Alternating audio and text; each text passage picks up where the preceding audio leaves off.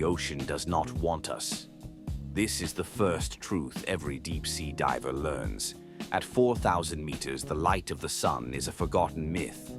At 6,000 meters, the pressure is enough to crush a steel hull like an empty soda can. But Aris Thorne was deeper. He was descending into the hadopelagic zone, the trench of Lethe, where the world's secrets were sent to be buried by the sheer weight of the planet. Elias sat in the cockpit of the Nautilus IV, a submersible built of experimental titanium. Outside the reinforced quartz viewport, there was only the marine snow, detritus and organic decay drifting down like slow-motion ash. Oxygen levels at 80%, the AI aura spoke in a voice devoid of comfort. Structural integrity holding at 92%. We are entering the archive's perimeter. Elias gripped the controls. He wasn't a scientist. He was a recovery specialist. His client had paid him to retrieve a single ledger from the Abyssal Archives. The archives were not a myth, though the world treated them as such.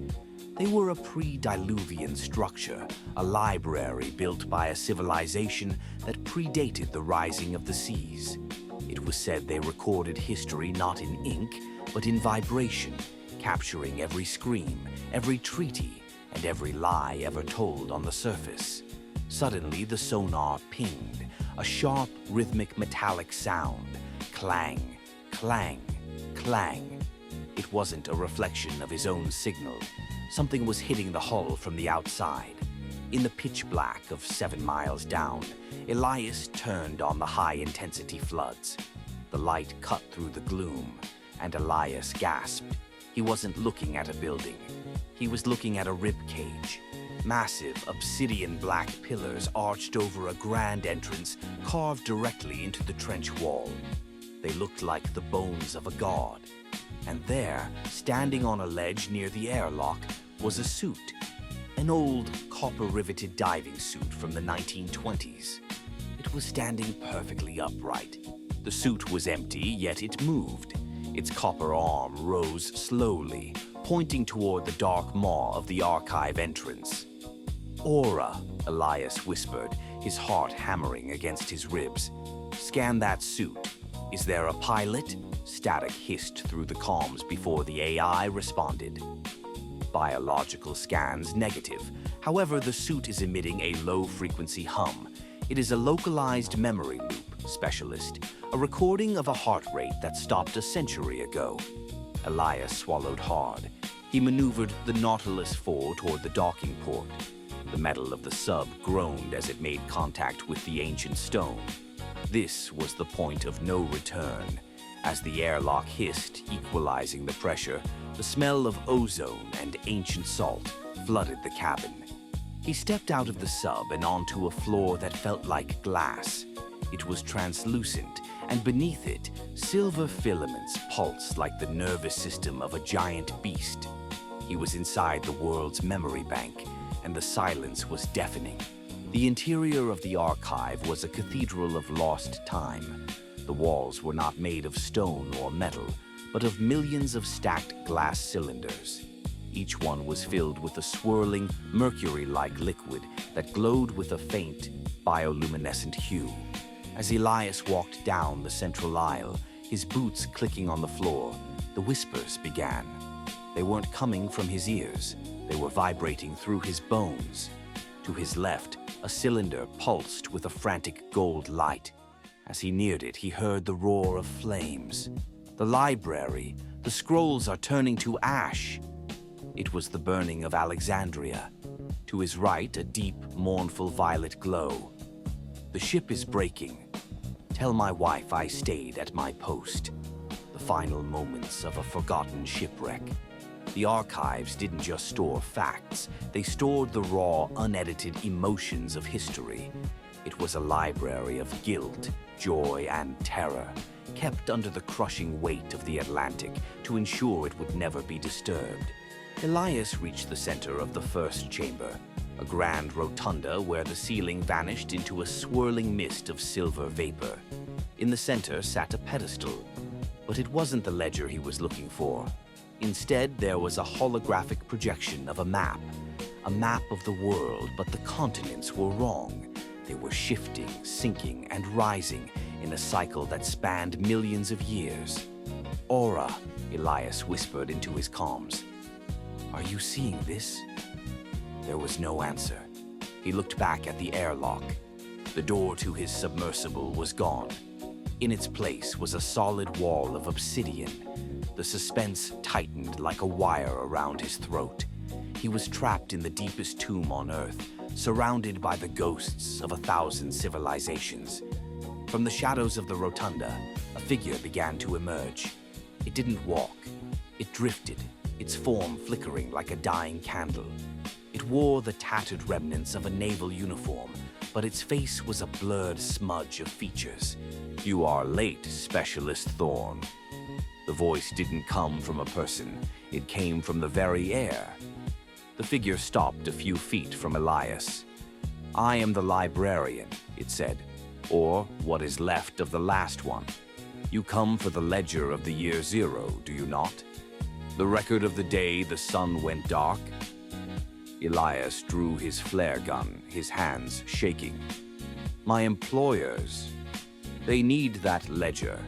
They say it's the only way to save the surface from the coming solar cycle."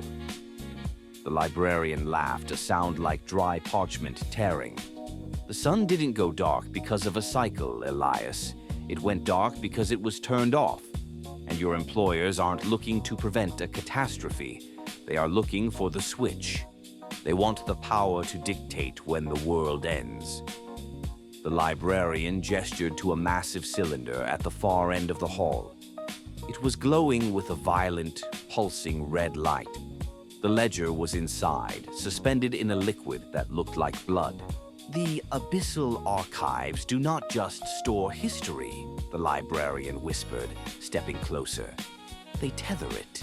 If you remove a record from this place, that event is erased from the memory of the world. If you take the ledger of the year zero, the world will forget that the sun ever returned after the great darkness. They will live in eternal night, believing it has always been so. Their minds will adjust to the gloom, and they will lose the concept of light forever." The drama of the choice hung in the pressurized air. If Elias took the ledger, he would be rich, but he would condemn the world to a psychological apocalypse.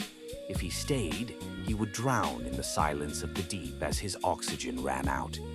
The librarian's blurred face seemed to stare into Elias's soul. "Every seeker before you chose the gold, and every seeker before you is now a cylinder on these walls. Do you wish to be the history, or the one who remembers it?" Before Elias could answer, the archive began to shudder. A low tectonic groan vibrated through the floor. The echoes in the cylinders began to thrash violently, turning from silver to a chaotic black. "The pressure is catching up," the librarian said calmly. "The ocean has realized there is a void it hasn't filled yet. The archive is failing." A crack spiderwebbed across the obsidian ceiling. A single drop of seawater fell, hitting the floor with the sound of a gunshot. At this depth, a leak wasn't a drip. It was a precursor to a kinetic explosion.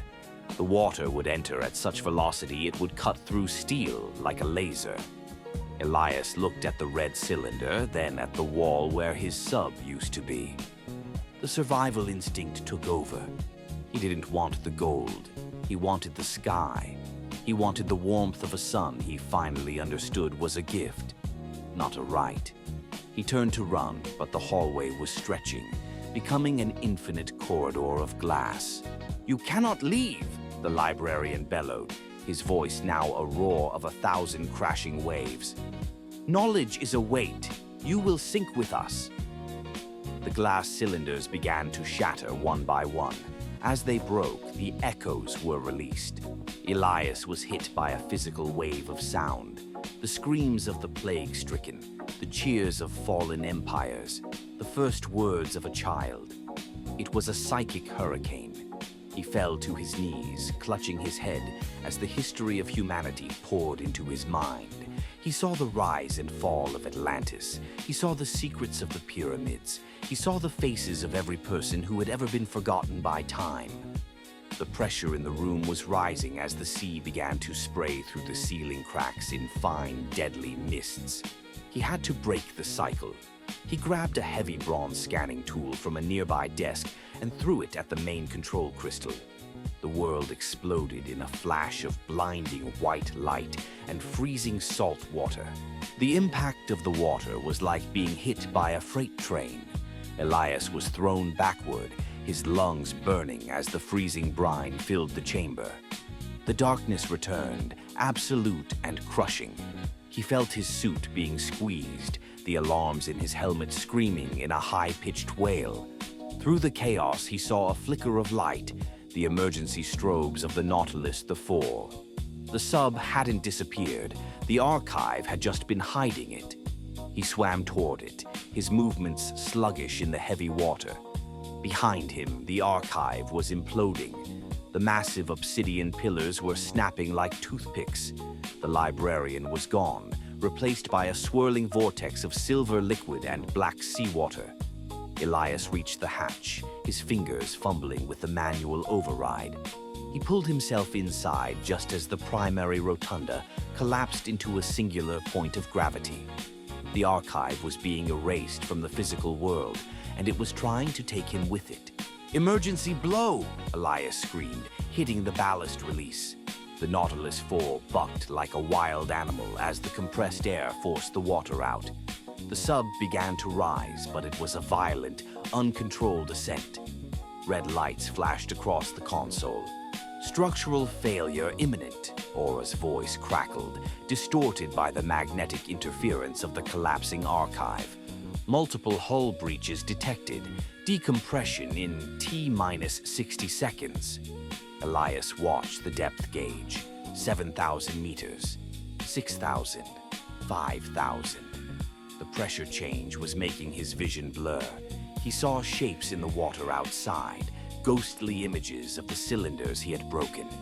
They were following him up, clinging to the hull like barnacles of memory.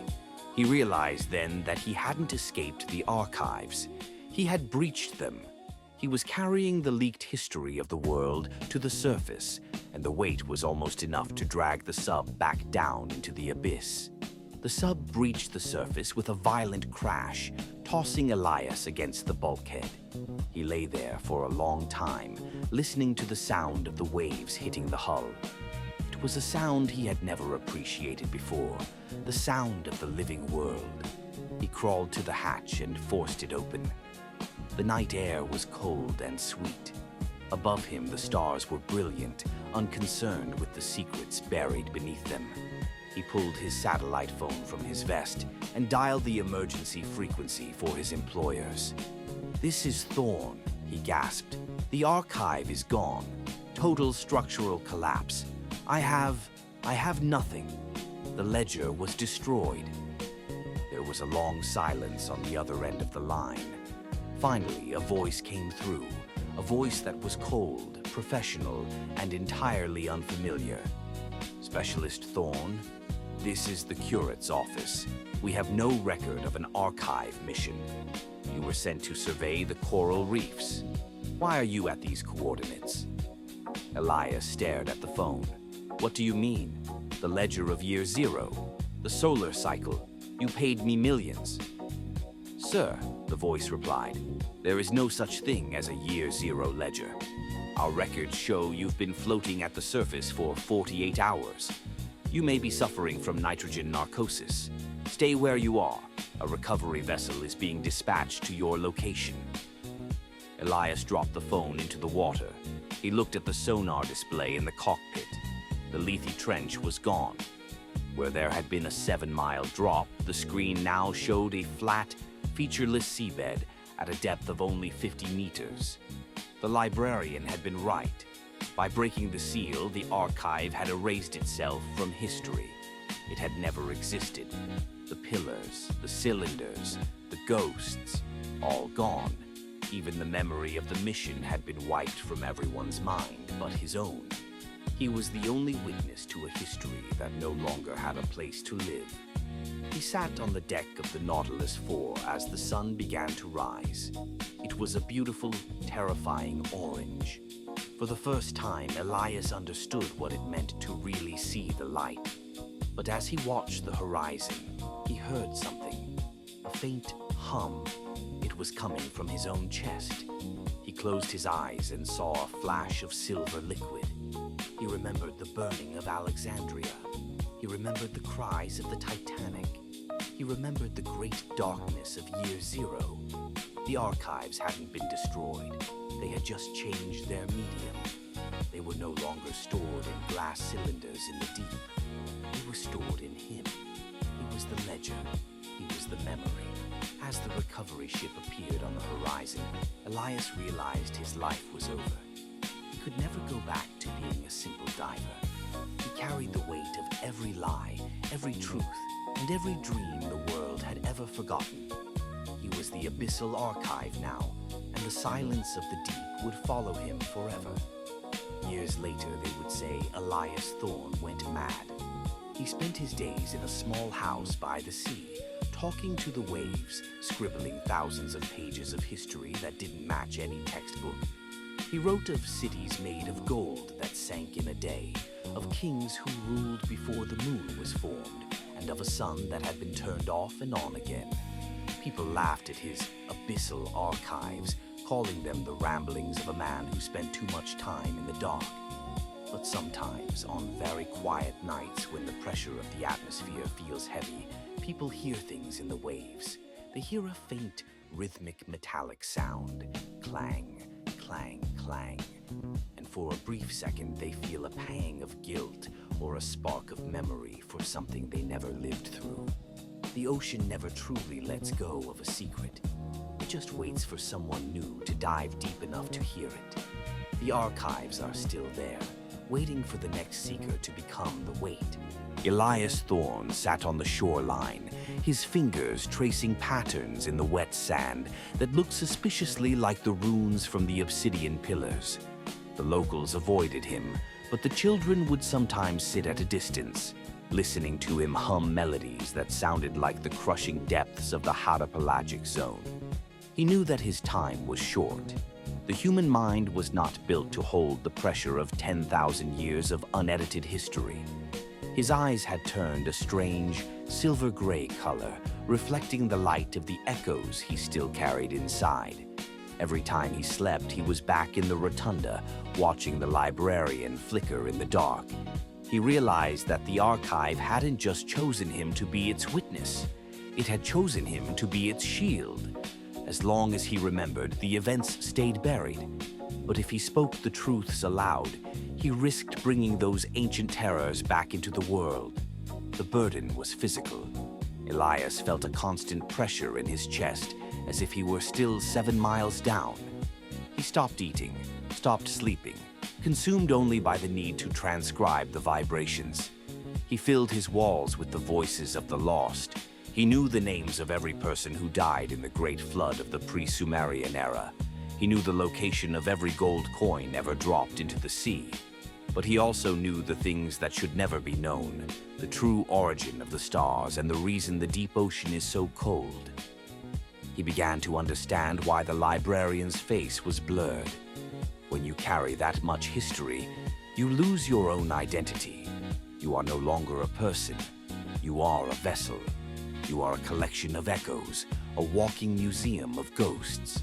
And the sea was calling its property back home. He could feel the salt in his blood turning to lead. One evening, the tide came in higher than it ever had before. The water didn't stop at the shoreline. It crept up to Elias's porch, swirling around his feet like silver mercury. He didn't move. He felt the familiar hum in his bones, the heartbeat of the archive. Looking out at the black horizon, he saw the strobe lights of a submersible that shouldn't be there. It was the Nautilus 4, or a ghost of it, hovering just above the waves. The airlock hissed, a sound that cut through the wind. A figure emerged wearing an old, copper-riveted diving suit. It pointed toward the deep. "It's time, Elias," the the wind seemed to whisper. The cycle must continue. You have held the weight long enough. It is time for a new librarian to take the watch. Elias stood up, his joints creaking like the hull of a ship. He didn't feel afraid. He felt a profound sense of relief. The pressure was finally going to equalize. Elias walked into the surf, the water rising to his waist, then his chest. As the waves closed over his head, he didn't drown. He breathed in the salt and the ozone, and it felt like home. The descent was faster this time. He didn't need a titanium hull or oxygen tanks. He was part of the memory now. He saw the obsidian pillars rising from the silt, restored and grander than before.